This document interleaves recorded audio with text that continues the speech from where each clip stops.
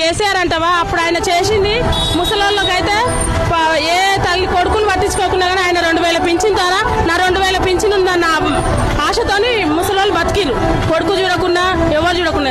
ఇప్పుడు ఈయన ఏమన్నాడు, 4000 పింఛన్ చేస్తాం ముసలోళ్ళకి అన్నాడు. 4000 కాదు, అదే 2000 కూడా టైంకి ఇవ్వట్లేడు. 4000 ఇస్తాను ఆశ పెట్టడం కూడా ఆయనతో తప్పే. ఆయన ఎంత ఇచ్చినా అంత ఇచ్చినా కేసీఆర్ వచ్చి 2000 చేసిండు. ఆ 2000కి నా కొడుకు చూడకుండా ఒకటి కేసీఆర్ నా ఇంటికి పెద్ద కొడుకు అయ్యిండు, నాకు 2000 పింఛన్ ఇస్తుండు అని ముసలోళ్ళు ఆశతో బతికిరు. ఇప్పటికైనా కానీ వాళ్ళకు చైతన్యత మాత్రం కేసీఆర్ మీదనే ఉంది ముసలోళ్ళకి. ఈ రేవంత్ రెడ్డి వస్తా అన్నది కళ. అయితే అధికారంలో ఖచ్చితంగా టీఆర్ఎస్ వచ్చింది. ఎందుకంటే రేవంత్ రెడ్డి చేసే పనులు ఏవి అంత ముసలోళ్ళకి సాన్యతంగా లేవు, ఎవరికి లేవు. మేము ఫస్ట్ నుండి కూడా కాంగ్రెస్ పార్టీ, కానీ ఈయన పాలన మాకే నచ్చట్లేదు.